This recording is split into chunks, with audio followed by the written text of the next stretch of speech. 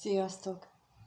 Egy olyan videót készítünk, hogy az elkövetkezendő héten, akik ezt a videóra rátalálnak, számukra mi az, amit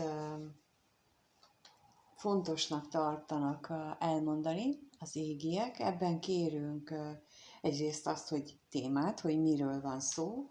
Kiderül, hogy esetleg neked éppen ezzel kapcsolatosan vannak kérdéseid, vagy dilemmáid, és akkor ez ügyben, ha már kiderült az első lappal, akkor a másodikkal megtudjuk azt, hogy mi a valódi helyzet abban. A harmadik lappal megtudjuk azt, hogy mi az, ami éppen akadályoz, hogy abban a helyzetben te előre tudjál lépni, vagy mi lenne az, amit neked meg kellene, vagy jó lenne, ha megcsinálnál ahhoz, hogy tovább tudjál benne lépni, és a negyedik lap pedig azt mutatja meg, hogyha meg tudod változtatni, vagy azt az akadályt sikerül megugrani, vagy elgördíteni az útból, akkor hogyan alakulhat a jövő. És én egy bizonyos esetben, hogyha úgy látszik, hogy az ilyen, tehát hogy vagy megoldod, vagy nem akadály, akkor olyankor meg szoktam azt is kérdezni, hogy mi van akkor, ha nem sikerül az akadályt legyőzni, tehát az ötödik lap pedig azt a jövőt mutatja, amikor ez nem jön össze, vagy nem is teszel erőfeszítést az akadály elhárításba, mert úgy döntesz, hogy nem. Szóval akkor egy ilyen vetést nézünk a következő hétre, azt, hogy lássuk, hogy mi lesz. Az első lap mutatja meg, tehát mi az a téma, amiben most a lap tanácsát, vagy hát a kártya tanácsát kérjük. Az első hét, vagyis az első lap az, hogy mi a téma, a második lap pedig azt mutatja meg, hogy mi a valódi helyzet, a tényleges helyzet ebben a témában. Lehet, hogy te nem így gondolod, de alapok szerint valójában arról szól az egész. És akkor mi az az akadály, ami miatt nem tudsz ebben a témában előbbre jutni? És ha legyőzöd ezt az akadályt, akkor hová fejlődhet ez az egész? Mi lehet akkor a jövőbeli eredmény? És ide keresztbe teszem, hogy mi lehet akkor, ha nem sikerül ezt az akadályt legyőzni.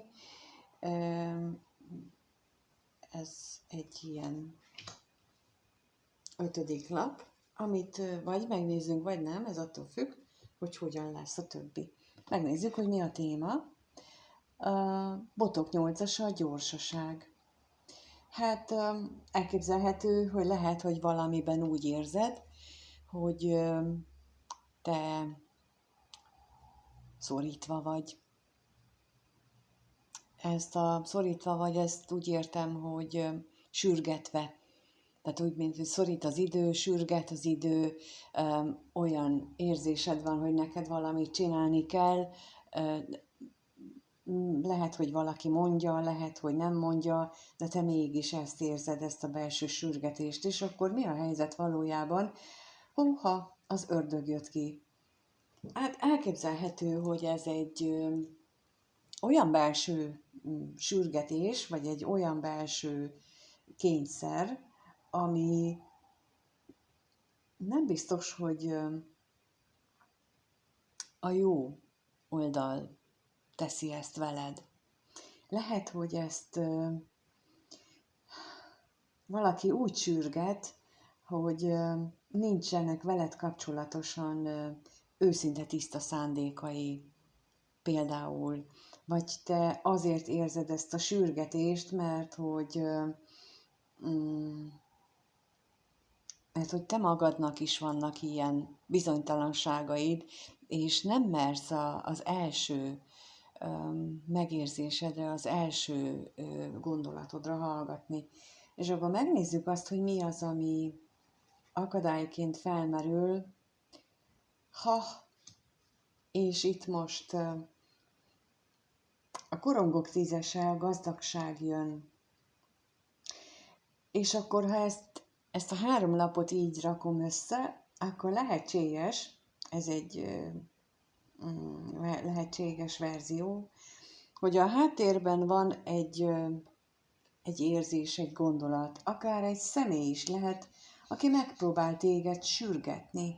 Sürgetni azzal, hogy döntsél, sürgetni azzal, hogy ezt csináld, vagy azt csináld, vagy bármilyen módon próbál téged manipulálni, befolyásolni.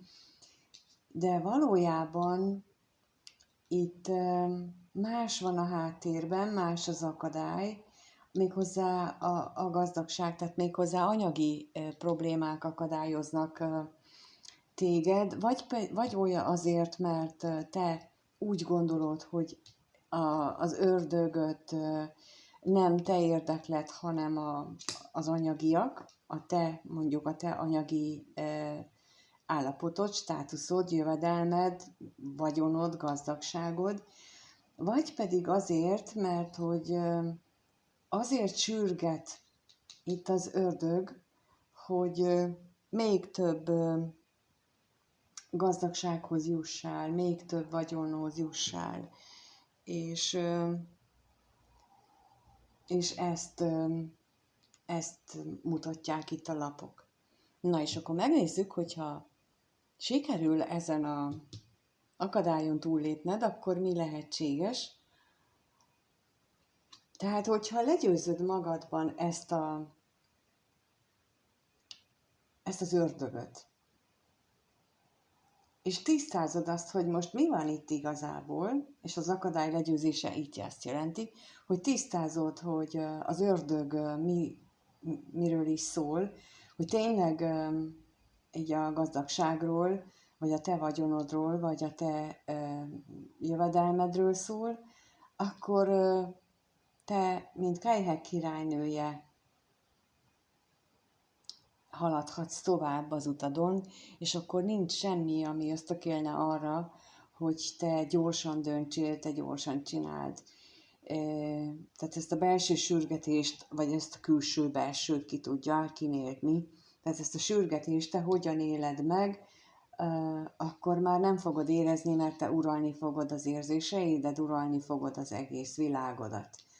És megnézzük azt, hogy mi van akkor, ha nem sikerül ezt tisztáznod magadban, hát akkor a kardok hercegnője jött ki, akkor a belső monológok, azok a tanulandó leckék, ami egy ilyen helyzetben igazából benne van, tehát, hogy amikor nem tudunk kiállni magunkért, és engedünk az ördög csábításának, és nem szállunk szembe, nem tisztázzuk le ezeket a szituációkat, akkor ez a tisztánlátás hiánya lesz. És mennyire más, ha megnézettek a lapoknak a színeit is. Az egyik az kék, vidám, boldog, itt pedig a sötét. Látszik ott messze a fény, nincs azzal semmi baj, de ő még itt van a sötétségben, tehát, hogy innen kellene kiszabadulni. Úgyhogy, ha egy ilyen szituációban vagy, hogy sürgetést érzel, gyors cselekvést, hogy a dolgokat nem tudod kezelni, mert olyan kibogozhatatlan, vagy olyan gyorsan peregnek az események, vagy esetleg hullámvasútszerűek, akkor azt tanácsolják a lapok mindenképpen, hogy állj meg, tisztázd le az akadályokat magadban, másokban. Ha anyagi jellegű az akadály, akkor szánd el magad, és tisztázd, és szüntesd meg, és csak akkor juthatsz el az érzelmek királynőjéhez, abba az érzelmi állapotba, ahova tulajdonképpen mindenki vágyik, mert amikor már eljutunk a Kályhek királynője állapotba, akkor ott egy nagyon magabiztos, egy nagyon nagy magabiztosságot nyerünk általa. Hát kíváncsi vagyok, hogy tetszik ez nektek, hogy csináljak-e ilyeneket így egy következő hétre, vagy gyakrabban esetleg, hogy ne csak hetente, hanem gyakrabban kérjük meg, így a témát is, hogy miről van szó, és hogy ott milyen tanácsokat adnak ebben a témában a lapok. Mi a véleményetek róla? Nagyon szeretném, ha ezt megírnátok a kommentekbe. Köszönöm, ha itt voltál és megnézted, és mindenkinek minden jót kívánok. Sziasztok!